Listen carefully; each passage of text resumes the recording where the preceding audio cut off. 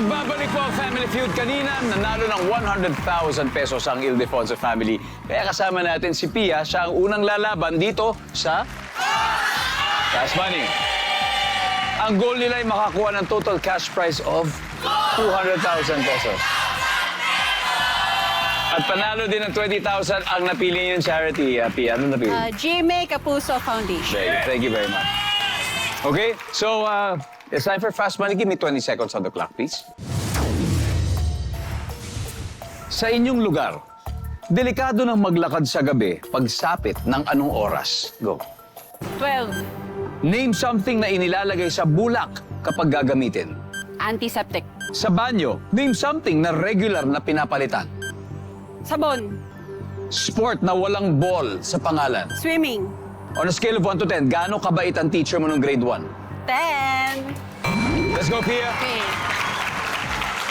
Ay, Pia, so sa lugar niyo, delikado maglakad sa gabi pagsapit ng, sabi mo, alas 12. Survey, ano sabi mo dyan?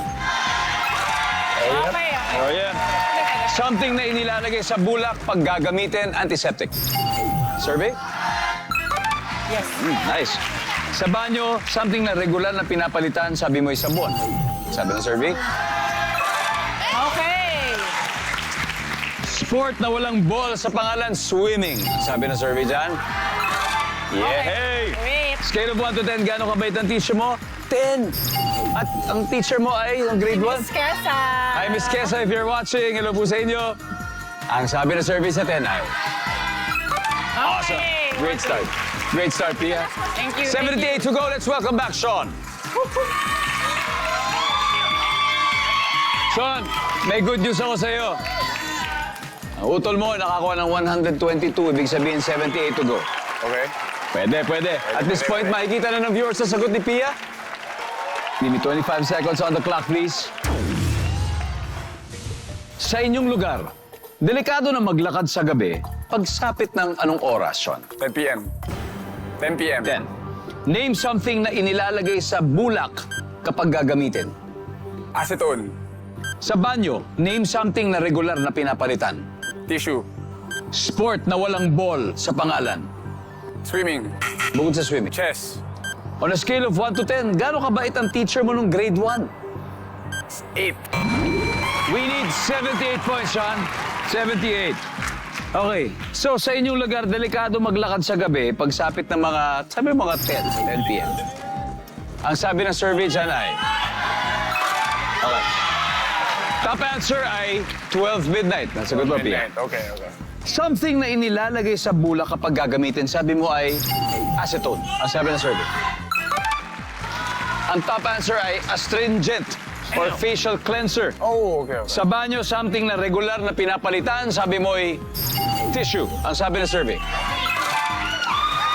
Top answer, sabon. Okay. Sport na walang ball sa pangalan, ang sabi mo, chess. Ang sabi ng survey. Ang top answer ay badminton. Okay. Badminton. Last. 35 pa to. On a scale of 1 to 10, gaano kabait ang teacher mo nung grade 1? Sabi mo 8. Naalala mo ba ng teacher mo nung grade 1? Hindi nga. Mga teachers mo. Hindi ko na maalala. Ang sabi ng survey sa 8 ay...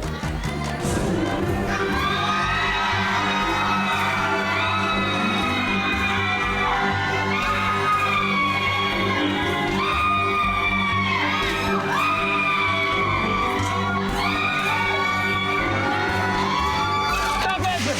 Oh my God! Oh my God! Oh my God!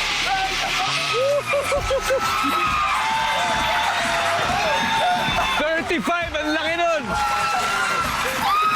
35 points!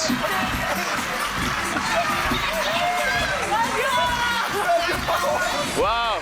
Sean, yun ang top answer, 35 points. Wow, thank you. Congratulations. Of course, Anton, let's welcome back. We assist your family.